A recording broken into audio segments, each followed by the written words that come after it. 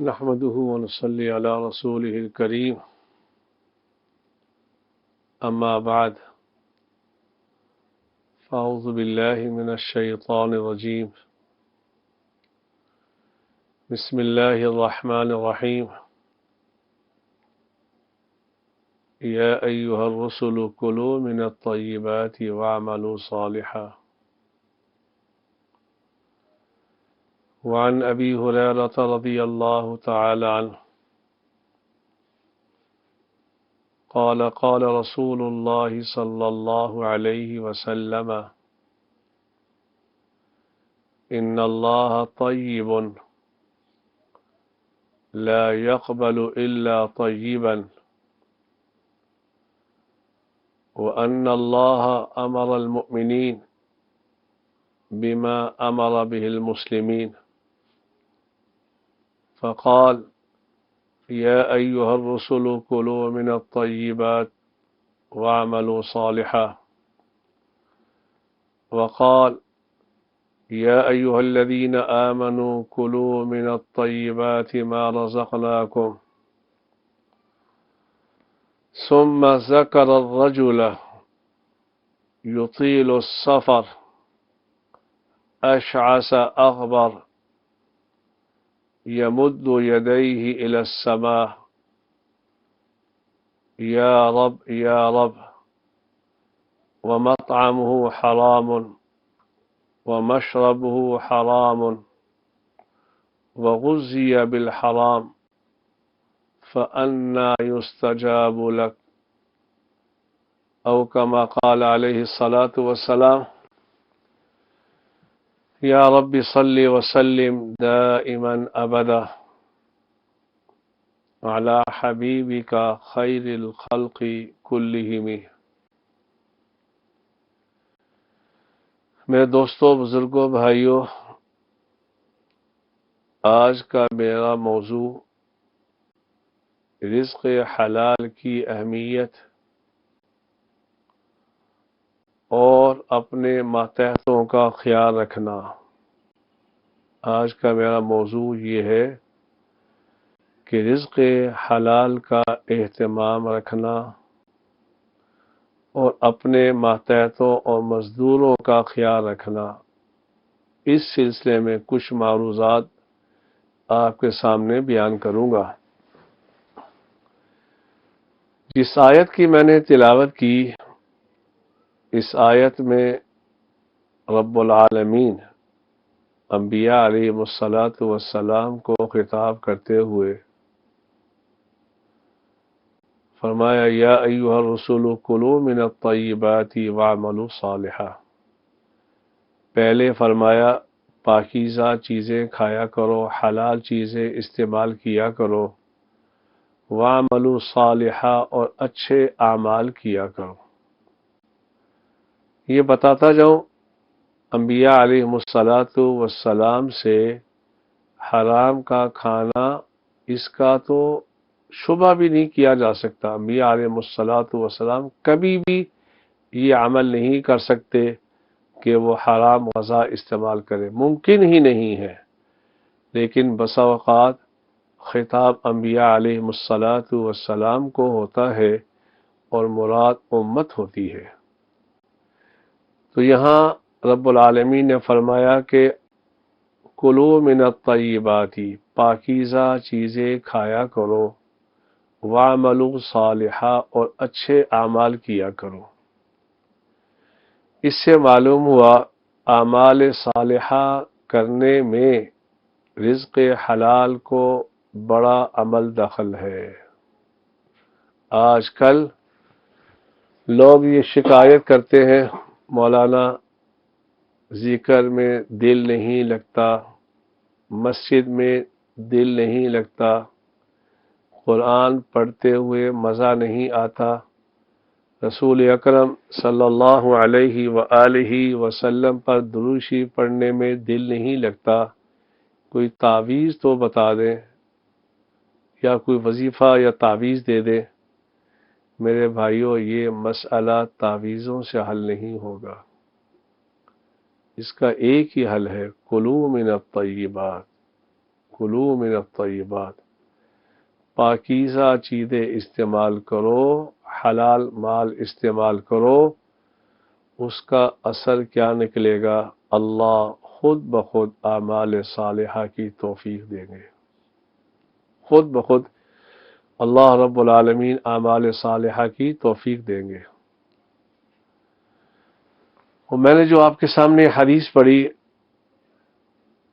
رسول اکرم صلی اللہ علیہ وآلہ وسلم نے ارشاد فرمایا، ایک آدمی کا ذکر کرتے ہوئے ثم ذکر الرجل، اللہ کے نبی صلی اللہ علیہ وآلہ وسلم نے اس حدیث میں ایک آدمی کا ذکر فرمایا کہ قیامت کے قریب ایک شخص آئے گا، لمبا سفر کر کے پراگندہ اس کے بال ہوں گے، اور ملتزم پہ کھڑے ہو کر یہ کہے گا، یا رب یا رب یا رب، اے میرے اللہ میری یہ حاجت پوری فرما دے، میری یہ حاجت پوری فرما دے۔ رسول اکرم صلی اللہ علیہ وآلہ وسلم نے فرمایا، لیکن اللہ اس کی ایک بھی دعا قبول نہیں فرمائیں گے۔ وجہ اس کی، اللہ کے نبی صلی اللہ علیہ وآلہ وسلم نے ارشاد فرمایا، وَمَطْعَمُهُ حَرَامٌ وَمَشْرَبُهُ حَرَامٌ، اس کا کھانا، اس کا پینا، اس کا لباس، یہ سارا کا سارا حرام کا ہوگا۔ اللہ فرماتے ہیں، فَأَنَّا يُسْتَجَابُ لَكَ، میں ایسے آدمی کی دعا کیسے قبول کروں؟ اس سے معلوم ہوا کہ اعمال صالحہ کرنے کے لیے رزق حلال کا بہت زیادہ عمل دخل ہے۔ مجھے ایک بات یاد آ گئی، اس حدیث کے ذیل میں یا رب کے ذیل میں حضرت امام جعفر صادق رضی اللہ تعالی عنہ کی بات نقل کی ہے ملا علی قاری نے۔ عجیب بات، اس کو پلے باندھ رہے، اس پہ عمل بھی کرنا۔ امام جعفر صادق رضی اللہ تعالی عنہ نے فرمایا، اگر کسی آدمی کو کوئی مصیبت لاحق ہو گئی یا کسی پریشانی کا سامنا ہونے لگے تو اسے چاہیے، جیسے کہ آج کل کورونا کی وبا آئی ہوئی ہے، تو حضرت امام جعفر صادق رضی اللہ تعالی عنہ نے فرمایا، یہ شخص 5 مرتبہ یہ کہے، ربنا ربنا ربنا ربنا ربنا، اے میرے رب اے میرے رب اے میرے رب، اس کے بعد جو بھی دعا کرے گا اللہ اس کی دعا کو رد نہیں فرمائے گا۔ اور دلیل بڑی قوی دی ہے، دلیل یہ ہے کہ حضرت عمران کا جو واقعہ آیا اس کے اندر حضرت زکریا نے کہا، ہنالک دعا زکریا ربہ قال ربی ہب لی من لدنک قال ربی ہب لی، وہاں بھی انہوں نے رب کے ساتھ اللہ کو پکارا، اللہ نے ان کی دعا کو قبول فرما لیا۔ کوئی بھی مصیبت آ جائے، کسی قسم کی کیفیت آ جائے، کوئی غم آ جائے، تو اس کا حل یہ ہے کہ 5 مرتبہ انسان یہ کہے، ربنا ربنا ربنا ربنا ربنا، اس کے بعد اپنی مصیبت اپنی حاجت اللہ کے سامنے پیش کرے، اللہ اس کی مصیبت کو اس کی حاجت کو پورا فرما دیں گے۔ اور یہ بھی بتاتا جاؤں، جتنے بھی انبیاء علیہم الصلاۃ والسلام اس دنیا میں تشریف لائے، سب ہی کام کیا کرتے تھے۔ کسی کا پیشہ بکریاں چلانے کا تھا، کسی کا پیشہ زرع بنانے کا تھا، تو تمام انبیاء علیہم الصلاۃ والسلام نے کام کیا ہے۔ تو یہ کام کرنا، رزق حلال تلاش کرنا، یہ بھی ایک فریضہ ہے، یہ بھی ایک عبادت ہے۔ مجھے ایک واقعہ یاد آ گیا. پہلے زمانے میں، اب تو کبھی دیکھنے میں نہیں آیا، پہلے زمانے میں مساجد میں مسافر آیا کرتے تھے. عشاء کی نماز کے بعد مسجد کے امام صاحب عموماً اعلان کیا کرتے تھے نمازیوں کے سامنے کہ ایک مسافر آیا ہے، اس کے کھانے کا نظم کر دینا. چنانچہ ایک مسجد میں ایک مسافر آیا تو مولانا صاحب نے اعلان کیا مسافر آیا ہے، اس کے کھانے کا نظم کوئی کر دے تو بہت اجر کی بات ہے. ایک مزدور تھا جو سارا دن مزدوری کرتا تھا. اس نے اس دن اتنے ہی پیسے کمائے جس سے 4 روٹیوں کا نظم ہو سکتا تھا. تو وہ گھر میں گیا، اس نے اپنی اہلیہ سے کہا میں اپنی روٹی اس مسافر کو دینا چاہتا ہوں. اہلیہ نے کہا میری بھی لے جائیں. ایک بچے نے کہا میری بھی لے جائیں. دوسرے نے کہا ابا میری بھی لے جائیں. وہ 4 روٹیاں لے کے مسجد میں آ گیا. اس مسافر نے کھانا کھایا. اگلے دن پھر یہ مزدور عشاء کی نماز پڑھنے گیا تو مولانا صاحب نے اعلان فرمایا کہ وہ مسافر آج بھی ادھر ہی ہے، اس کے کھانے کا نظم کر لیا جاوے. چنانچہ یہ شخص مزدور اپنے گھر میں گیا تو 3 روٹیاں لے کے آیا. چھوٹا بچہ مزید بھوک برداشت نہیں کر سکتا تھا. اہلیہ نے کہا 3 لے کے چلے جاؤ. 3 لے کے چلے گئے. اگلے دن پھر وہی مسافر اسی مسجد میں، پھر اعلان ہوا تو یہی مزدور گھر میں آیا تو اہلیہ کی روٹی اور اپنی روٹی لے کے چلا گیا. پھر اگلے دن پھر عشاء کی نماز پڑھنے گیا. یہ شخص مولانا صاحب نے اعلان کیا کہ وہ مسافر آج یہاں موجود ہے. تو اس مزدور نے اس مسافر سے کہا آج تو ایک روٹی مل جائے گی، لیکن کل آپ تشریف لے جائیں کیونکہ مجھ سے بھی بھوک برداشت نہیں ہو رہی. چنانچہ اس مسافر نے کہا میں یہاں کھانا کھانے کے لیے نہیں ٹھہرا، پہلے یہ بتاؤ تم کماتے کیسے ہو، یہ بتاؤ. اس نے کہا اس کی کیا وجہ ہے؟ کہا پہلے دن تو 4 روٹی لے کے آیا تھا، اس رات مجھے رسول اللہ صلی اللہ علیہ وسلم کا دیدار 4 مرتبہ ہوا. دوسرے دن تو 3 روٹیاں لے کے آیا، میں نے 3 روٹیاں کھائی، رسول اللہ صلی اللہ علیہ وسلم کا دیدار 3 مرتبہ ہوا. تیسرے دن تو 2 روٹیاں لے کے آیا، رسول اللہ صلی اللہ علیہ وسلم کا دیدار 2 مرتبہ ہوا.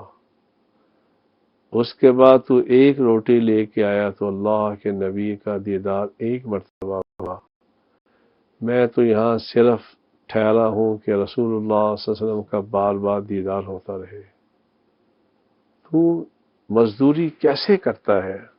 تیرے مال میں کتنے انوارات ہیں. میرے بھائیوں یہ اثر ہے رزق حلال میں. آج تو مساجد کے اندر بھی، مساجد کی تعمیر کے اندر بھی رزق حلال کا اہتمام نہیں کیا جاتا. یہی وجہ ہے مساجد کے اندر سکون آج محسوس نہیں ہوتا. آج سے 40-50 سال پیچھے جائیں، کچی مساجد ہوا کرتی تھی، غم زدہ آدمی بھی وہاں جایا کرتا تھا تو اسے سکون حاصل ہوتا تھا. کیوں؟ اس لیے کہ اس کی بنیاد مال حلال پہ ہوا کرتی تھی.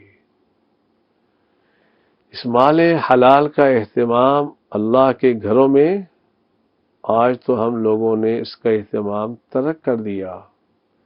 مشرکین مکہ نے جب بیت اللہ کی تعمیر کی تو کہا دیکھنا اللہ کا گھر ہے، کوئی مشتبہ مال بھی نہ لے کے آنا۔ آج ہماری مساجد کے اندر حرام کا مال بھی لوگ لگا دیتے ہیں، تو کہاں سکون آئے گا؟ تو اس سے معلوم ہوا رزق حلال کا اعمال صالحہ میں بہت زیادہ عمل دخل ہے۔ دوسری بات، ہم اپنے مزدوروں کا، ملازمین کا، گھر میں کام کرنے والوں کا خیال نہیں رکھتے۔ خیال کیا رکھنا، اللہ کی قسم ہم ان کو انسان بھی نہیں سمجھتے۔ میں نے ایک دفعہ گیا ایک ساتھی کے ساتھ، مجھے نہیں پتا تھا اس کا سٹائل ہی ہوگا، تو وہ چارپائی پہ بیٹھا، اپنے فارم ہاؤس میں گیا تو اس کے جو وہاں ملازم تھے، مزدور تھے، وہ زمین پہ، کچی زمین پہ بیٹھے۔ یہ تکبر اللہ کو پسند نہیں ہے، یہ ناز میرے رب کو پسند نہیں ہے۔ وہاں نیاز ہی نیاز چلتی ہے، ناز نہیں چلتا۔ تو مزدوروں کا خیال رکھنا، گھر میں کام کرنے والوں کا خیال رکھنا۔ مجھے رسول اکرم صلی اللہ علیہ وسلم کا وہ عمل یاد آ گیا۔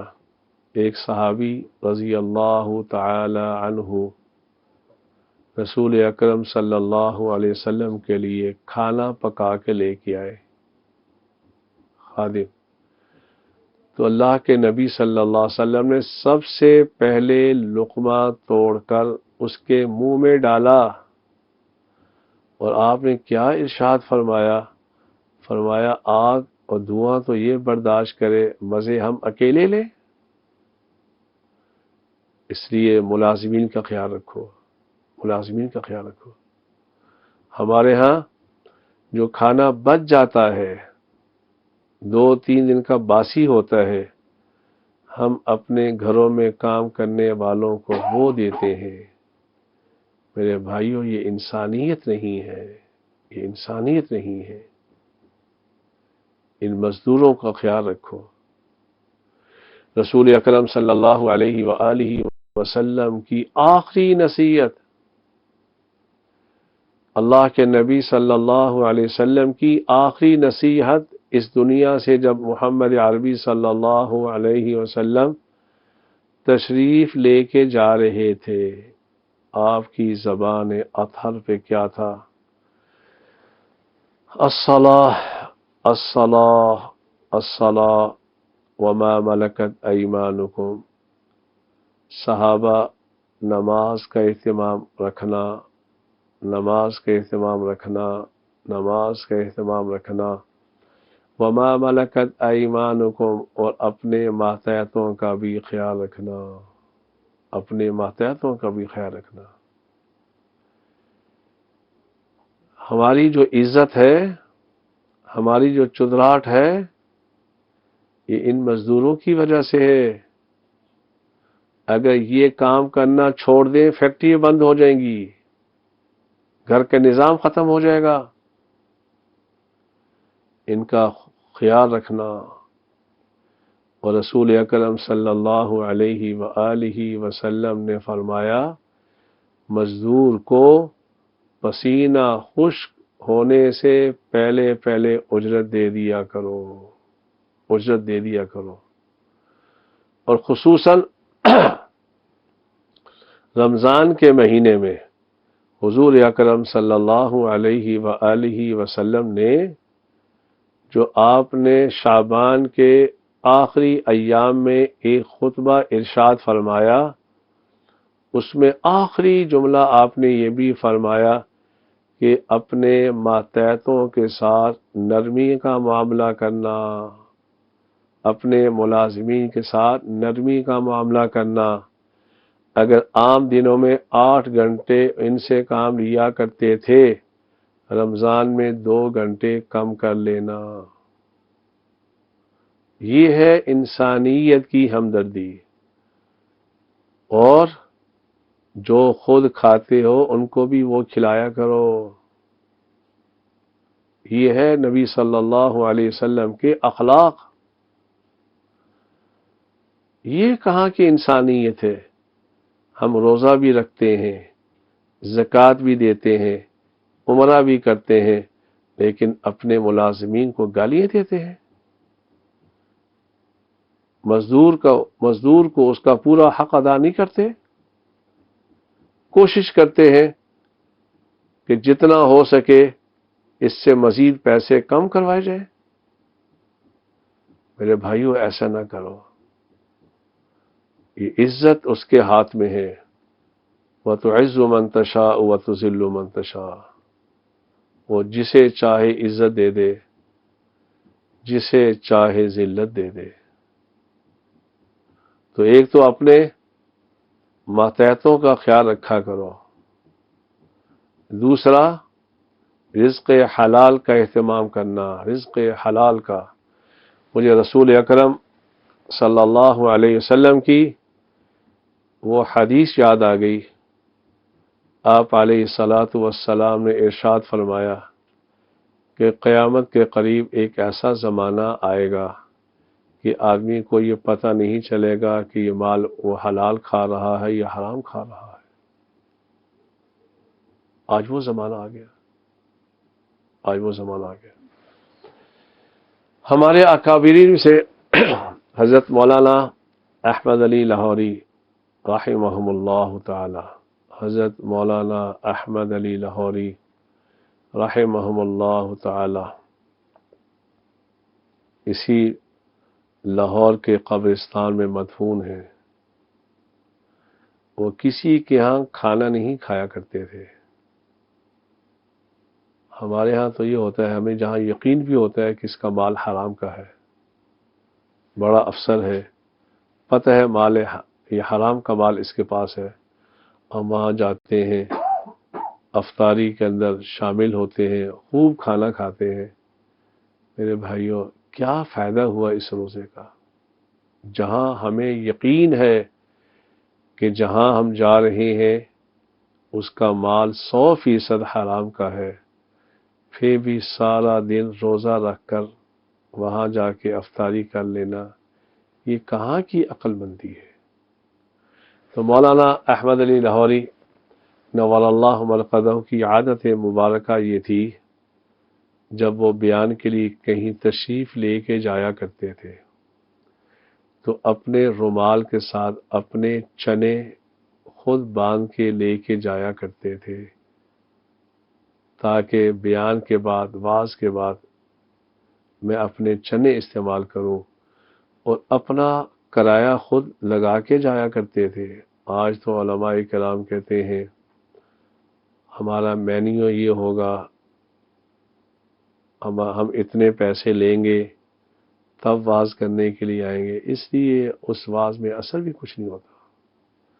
تو حضرت لاہوری رحمہ اللہ تعالی کا یہ نظریہ، حضرت رحمہ اللہ تعالی کا معمول تھا. تو ایک دفعہ کسی بڑے آدمی نے کہا حضرت آپ نے کھانا میرے ہاں کھانا ہے. حضرت نے فرمایا نہیں میں کہیں نہیں کھاتا. اس نے بڑا اصرار کیا. جب کھانا شروع کیا، حضرت لاہوری نور اللہ مرقدہ نے لقمہ توڑا، منہ کی طرف لے کے گئے، نیچے رکھ دیا. اس نے کہا حضرت کیوں نہیں کھا رہے؟ کہا مجھے اس لقمے سے زنا کی بو آ رہی ہے. اس نے کہا حضرت کیا فرما رہے ہیں؟ کہا میں سچ کہہ رہا ہوں. کہا میری بیٹی نے روٹی بنائی ہے. کہا مجھے نہیں پتا. اس نے اپنی بیٹی کو بلایا کہ روٹی کس نے بنائی ہے؟ کہا ابا میں روٹی پکانے کے لیے گئی تھی تو ایک بڑی خاتون پاس سے گزری، اس نے کہا بیٹا میں تجھے پکا دیتی ہوں. اس کو بلایا، کہاں سے آ رہی تھی؟ کہا میں زنا کروا کے آ رہی تھی. یہ لوگ تھے جو رزق حلال کا بڑا اہتمام کیا کرتے تھے. اور مجھے رسول اکرم صلی اللہ علیہ وآلہ وسلم کی حدیث یاد آ گئی۔ یہ حدیث پڑھ کے میرے تو رونٹے کھڑے ہو گئے، ہمارا بنے گا کیا؟ آپ علیہ الصلاۃ والسلام نے ارشاد فرمایا، اگر کسی شخص نے لباس خریدا اور اس کے اندر 9 درہم حلال کے تھے، ایک حرام کا درہم تھا، اس سے 10 درہموں سے اس نے اپنا لباس خریدا، اللہ ایسے شخص کی نماز کو قبول نہیں فرمائیں گے۔ اللہ ایسے شخص کی نماز کو قبول نہیں فرمائیں گے۔ اس کا بڑا اہتمام کرنا چاہیے۔ ہمارے ہاں تو اس کی پرواہ نہیں کی جاتی، تعلقات کو استعمال کیا جاتا ہے، حلال حرام کی فکر نہیں ہوتی۔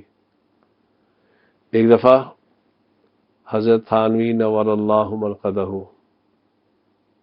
1700 کتابوں کے مصنف، 1700 کتابوں کے مصنف، تقویٰ دیکھیں۔ ایک دفعہ اسٹیشن پہ کھڑے تو اپنا جو سامان تھا اس کو تلوا رہے تھے، کہیں اس کا وزن زیادہ ہوا تو میں زیادہ کے پیسے پے کر دوں گا۔ تو ایک شخص اوپر سے آ گیا، اس نے کہا حضرت آپ کیسے؟ کہا مجھے شک ہے کہ میرا وزن کچھ زیادہ ہے، تو اگر زیادہ ہے تو میں اس کے پیسے ادا کر دوں۔ اس نے کہا حضرت آپ کو پرواہ کرنے کی ضرورت نہیں ہے، میں اس گاڑی میں گارڈ ہوں، تو آپ سے کون پوچھے گا؟ کہا تو کہاں تک میرے ساتھ جائے گا اس گاڑی میں؟ کہا فلاں اسٹیشن تک میں آپ کے ساتھ ہوں، آپ سے کوئی نہیں پوچھے گا۔ کہا پھر اس کے بعد کیا ہوگا؟ کہا جو دوسرا گارڈ آ جائے گا میں اس کو بتا دوں گا، وہ بھی آپ سے نہیں پوچھے گا۔ کہا اس کے بعد؟ کہا اس کے بعد آپ کا سفر ختم ہو جائے گا۔ کہا نہیں نہیں، میرا سفر تو پھر بھی جاری رہے گا، جب تک میں جنت میں داخل نہ ہو جاؤں میں سفر میں ہی چل رہا ہوں۔ دیکھیں کتنا اہتمام۔ حضرت تھانوی نور اللہ مرقدہ کے خلفاء میں سے ایک بہت بڑے خلیفہ حضرت کے ہاں حاضر ہوئے اور اپنے بچے کو بھی ساتھ لے کے گئے۔ دیکھیں اللہ والوں کا کتنا اہتمام ہوا کرتا تھا رزق حلال کے لیے۔ تو حضرت تھانوی نور اللہ مرقدہ نے اس خلیفہ سے پوچھا، یہ جو بچہ آیا ہے، تیرے ساتھ بچہ ہے، آپ نے اس کا کرایہ پورا دیا ہے؟ اس کی عمر کتنی ہے؟ کہا حضرت اس کی عمر تو 13 سال ہے، لگتا ہے 12 سال کا، اور 12 سال کے آدمیوں بچوں کا کرایہ آدھا ہوتا ہے، تو میں آدھا دے کے آیا ہوں۔ حضرت نے فرمایا اچھا عمر ہے 13 سال، لگتا ہے 12 سال کا، اور تو کرایہ دے کے آیا آدھا۔ اسی وقت خلافت سلب کر لی کہ جس کو حلال حرام کی تمیز ہی نہیں ہے میں اسے کیسے خلافت دے سکتا ہوں؟ تو اس لیے میں دوستو رزق حلال کا اہتمام کیا کرو، اپنے بچوں کو بھی حلال کھلاؤ۔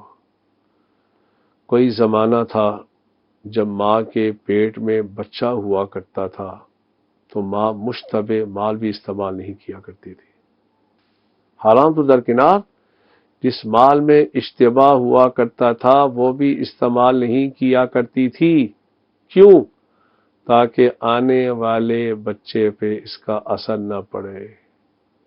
آج جو ہماری اولاد نافرمان بن چکی ہے، گستاخ بن چکی ہے، خدا کے باغی بن چکے ہیں، یہ مسئلہ وظیفوں سے حل نہیں ہوگا۔ اس کی وجہ مجھے شیخ سعدی رحمہ اللہ تعالی کا وہ شعر یاد آ گیا۔ شیخ سعدی فرمایا کرتے تھے، خشت اول چون حد معمار کج، تا سریا میر و دیوار کج۔ اگر مستری پہلی اینٹ ٹیڑھی رکھے تو اس دیوار کو آسمان تک لے جائے وہ سیدھی نہیں ہوگی، ٹیڑھی ہی ہوگی۔ ہم نے اپنے بچوں کی پہلی سیڑھی وہ صحیح نہیں رکھی، ہم نے انہیں حلال نہیں کھلایا، اس لیے ہماری دعاؤں میں اثر نہیں۔ آج ساری امت دعائیں مانگ رہی ہے کہ ربا کرونا ختم ہو جائے۔ اس کی وجہ یہ ہے کہ ہم نے رزق حلال کا اہتمام چھوڑ دیا۔ اپنے ملازمین کے ساتھ اچھا سلوک کرو، وہ اللہ کے بندے ہیں، کیا پتہ ہے کہ وہ اللہ کے ہاں کتنے مقبول ہیں؟ اللہ کے ہاں وہ کتنے مقبول ہیں؟ اس لیے کسی انسان کو حقیر نہ سمجھنا، اور اگر اپنے اندر تکبر کو ختم کرنا ہو تو رسول اللہ صلی اللہ علیہ وسلم کی اس حدیث پہ عمل کرو۔ آپ نے فرمایا سواری پہ سوار ہونے والا پیدل آدمی کو سلام کرے، جب آپ اپنے گھر میں داخل ہوں تو آپ کا گارڈ چوکیدار جب دروازہ کھولے تو آپ سب سے پہلے اسے کہیں السلام علیکم ورحمۃ اللہ وبرکاتہ۔ بابا جی، بھائی جان، بیٹا، کیا حال ہے آپ کا؟ آپ کو کوئی تکلیف تو نہیں ہے؟ خدا کی قسم آپ یہ جملہ کہیں گے، اس کے دل سے جو دعا نکلے گی وہ آپ کی نجات کے لیے کافی ہے۔ تکبر نہ دکھانا۔ ہم نے بڑے بڑے وہ لوگ جو تکبر کیا کرتے تھے، آخری وقت ذلیل ہوتے ہوئے ہم نے ان کو دیکھا ہے۔ جب آپ گاڑی میں بیٹھے اپنے ڈرائیور کو السلام علیکم ورحمۃ اللہ وبرکاتہ، کیا حال ہے؟ ہمارے ہاں کیا ہوتا ہے؟ ظلم، دیکھیے ظلم۔ اگر ہمارا چوکیدار، ہمارا ملازم، ہمارا مزدور اگر 60 سال کا، 65 سال کا، 55 سال کا بزرگ ہے، سفید ریش ہے، تو وہ ایک بوجھ اٹھا رہا ہے تو ہم اس کی مدد نہیں کرتے، یہ جملہ کہہ کر کہ ہم اس کو تنخواہ نہیں دیتے۔ ارے بھائیو، ایسے نہ کرنا، وہ اللہ کی مخلوق ہے۔ رسول اللہ صلی اللہ علیہ وسلم کی حدیث یاد آ گئی، آپ علیہ الصلاۃ والسلام نے فرمایا ارحموا من فی الارض، ارحموا من فی الارض یرحمکم من فی السماء، اور تم زمین والوں پہ رحم کرو، آسمان والا تم پہ رحم کرے گا۔ یہ پلے باندھ لو، ارحموا من فی الارض یرحمکم من فی السماء، زمین والوں پہ تم رحم کرو، آسمان والا تم پہ رحم کرے گا۔ میرے بھائیو، آج ہم نے زمین والوں پہ رحم کرنا چھوڑ دیا، اس لیے آسمان والا بھی ہم پہ رحم نہیں کر رہا۔ آج سے اللہ کی مخلوق پر رحم کرنا شروع کر دو۔ کل میں اپنے جامع شریفی میں بیٹھا ہوا تھا تو میرا ایک بھانجا میرے پاس بیٹھا، تو بلی آ کے ہمارے پاس بیٹھ گئی۔ میں نے اسے کہا ہمیں بخار ہوتا ہے تو ہمارے ابا ٹینشن میں آ جاتے ہیں، اماں ٹینشن میں آ جاتی ہے، یہ جب بلی بیمار ہوتی ہوگی اس کا کون خیال کرتا ہوگا؟ اللہ کے علاوہ کون کرتا ہوگا؟ اس لیے ارحموا من فی الارض یرحمکم من فی السماء، زمین والوں پہ رحم کرو، آسمان والا تم پہ رحم کرے گا۔ کبھی کسی کو حقیر نہ سمجھنا، کبھی کسی سفید ریش اپنے ملازم سے جوتیاں صاف نہ کروانا۔ میں نے دیکھا ہے 25 سال کا بچہ، نواب کا بیٹا، 60 سال بوڑھا ملازم، اس کو کہتے ہیں بابا میرے جوتے صاف کر کے لے آؤ۔ اللہ، ڈر لگتا ہے کہیں آسمان نہ پھٹ پڑے، آسمان نہ پھٹ پڑے۔ بچوں کی تربیت کرو، بیٹا وہ ہمارے ملازم نہیں ہے، وہ بھی اللہ کی مخلوق ہے، اللہ کا شکر ادا کرو کہ وہ آپ کے کام میں آپ کا تعاون کرتے ہیں۔ اللہ رب العالمین ان باتوں پر مجھے بھی عمل کرنے کی توفیق عطا فرمائے۔ الحمدللہ رب العالمین والصلاة والسلام علی سید الانبیاء والمرسلین۔ ربنا آتنا فی الدنیا حسنہ وفی الآخرۃ حسنہ وقنا عذاب النار وادخلنا الجنۃ مع الابرار یا عزیز یا غفار یا رب العالمین۔ اے اللہ تیرا کھرب بار شکر، اے اللہ تیرا کھرب بار شکر، تو نے حرمین شریفین کو دوبارہ آباد فرما دیا۔ اے اللہ تیرا شکر ہے، شکر ہے، شکر ہے، ہم جیسے ذلیل کمینے لوگوں کی دعاؤں کو تو نے سن لیا۔ آج حرمین شریفین کے دروازے کھل چکے ہیں، اے اللہ تیرا شکر ہے۔ اے اللہ ایسے ہی وہ کشمیر کے مظلوم مسلمان جو 10 مہینے سے محبوس ہیں، اس کے اندر بزرگ بھی ہیں، خواتین بھی ہیں، میری مائیں بھی ہیں، بہنیں بھی ہیں، اے اللہ ان کی مدد فرما دے، اے اللہ ان کی مدد فرما دے، اے اللہ جو ان پہ ظلم کر رہے ہیں، اے اللہ اپنے عذاب کا کوڑا ان پہ جاری فرما دے، اے اللہ مودی کو ذلیل فرما دے، ذلیل فرما دے، ذلیل فرما دے۔ آج وہ ہماری بہنوں کی عزت کے ساتھ کھیل رہا ہے۔ ربا ہم بے بس ہو چکے ہیں، اے اللہ ہم بے بس ہو چکے ہیں، اے اللہ ہم بے بس ہو چکے ہیں۔ تو بے بس نہیں ہے، تو ہر چیز پہ قادر ہے، تو ہر چیز پہ قادر ہے۔ اے قادر مطلق ذات ہماری فریادوں کو پورا فرما دے۔ اے اللہ آج مساجد میں جا کر دل خوش ہوا، جمعے میں ویسے ہی لوگ آئے جیسے پہلے آیا کرتے تھے۔ اے اللہ تیرا شکر ہے، تو نے ہماری مساجد کو آباد فرما دیا، تو نے ہماری مساجد کو آباد فرما دیا۔ اے اللہ ہمارے رمضان کے روزوں کو قبول فرما لے، ہماری تراویح کو قبول فرما لے۔ اے اللہ جتنے بھی دنیا سے مسلمان مرد، خواتین، بچے جا چکے ہیں، ربا سب کی بخشش فرما دے، سب کی بخشش فرما دے، سب کی بخشش فرما دے۔